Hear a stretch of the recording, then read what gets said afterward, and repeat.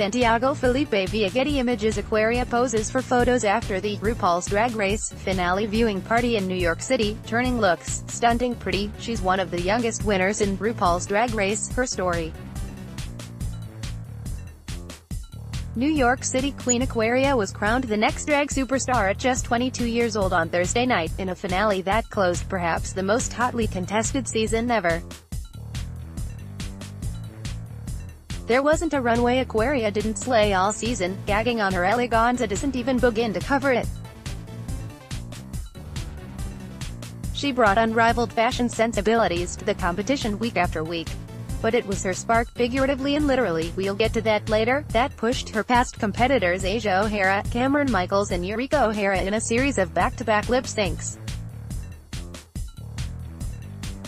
After a butterfly effect of a different sort, Asia O'Hara's plan to release their fluttering magic on stage went so wrong. The final three faced off in a gravity-defying showdown to Bang Bang that proved Aquaria can not only turn a look but shut down a room. The morning after her victory, HuffPost caught up with Aquaria about her plans as the reigning queen, what exactly went down during that lip sync and how she grew up during the competition. Via Getty Images, Cameron Michaels, Aquaria, Eureka O'Hara and Asia O'Hara posed together at the VH1 Trailblazer Honors on June 21.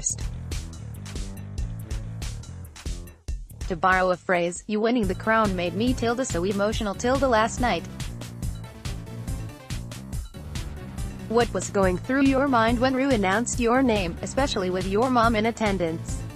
I'm so blessed to have family that's so supportive of my choices. Trademark. Just to be able to accept the crown in New York City, I couldn't imagine it anywhere else, and I couldn't be more grateful about making my city proud. Throughout the competition, your age was something that made you stand out, but it was also something people perceived as a weakness. Now that you're one of the youngest winners ever, do you think it was an asset on the show? A lot of my good moments came from my ability to be flexible, understanding, and a grower, not a shower. I knew that during the competition my age would be put to the test, but I knew that, as a young dog, you can teach me new tricks. I'm very receptive to direction, to change and to developing myself as an artist and a human. I definitely have not necessarily an edge, but at least the benefit of my youth. I had an understanding of that, and was very open to the positive things that came out of it. Tell me about your final lip sync look with the star-studded cape. What were you trying to communicate to the audience when you lit that spark on stage, and how did you come up with that stunt? I wanted the final look to be active because I'm a dancer. I genuinely think I might be the most danced winner of RuPaul's Drag Race we've had yet. I dance. I wiggle. There was a fashion illustrator I came across on Instagram and I saw this camouflage army green version of the look I did. I was like, dude, can I do my own interpretation? And he was very cool. I had a strong feeling that our final lip-sync song would be Bang Bang, given the options that we had, so I knew that I was going to have those small little gabs on me. I knew it was fitting to have lots of bang, so I wanted to capture the audience's attention immediately with a little spark of magic. The best way to end a performance is to go out with a bang, and bang I did. There are so many fashion moments to choose from, but is there any one look that you are proudest of from the season? My mermaid look, the last ball on earth look, the good twin, bad twin looks, everything I put out on the runway was so meaningful to me. I'm very thoughtful and thorough when it comes to my looks and the detail I put into my drag. Just to bring my ideas and concepts, and those of my friends and people that I know in the city who are creators, to life and be successful with them just made me feel very humbled and grateful. I put in a lot of work getting into the competition as quickly as I did, but all my designer friends also spent so many hours and so much effort, literal blood, sweat and tears, to make me look as good as I can. Those were definitely my better moments from the show, but all around from start to finish, every designer from the city that I worked with all deserve a round of applause for making every single one of my looks as memorable as they were. Except for the drag on a dime challenge, that was my fault. Santiago Felipe via Getty Images. The cast of RuPaul's Drag Race Season 10, this season, perhaps more than any other, has revealed the racism within the Drag Race fandom. Your clash with the vixen early on in the season became a lightning rod for that much-needed dialogue. In the finale, it looks like she's cheering for you.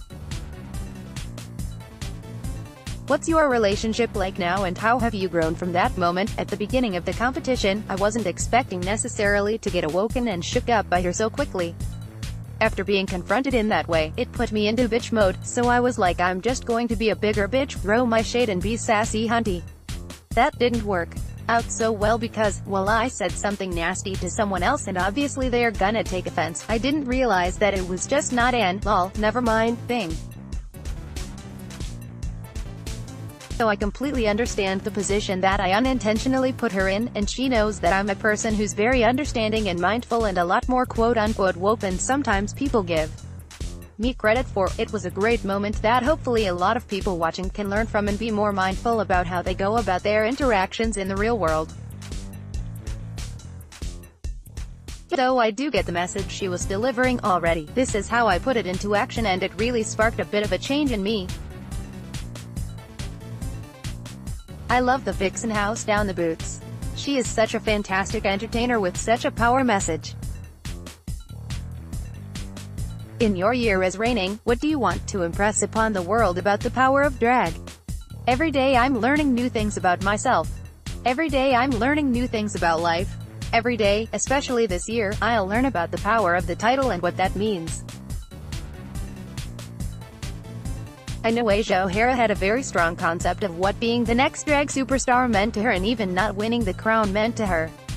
I think her mindfulness and insight definitely informed how I plan to go about my reign. The competition for me was initially all about how can I better myself as an entertainer, how can I entertain more people, and how can I impress my fans with the best drag that I can put out.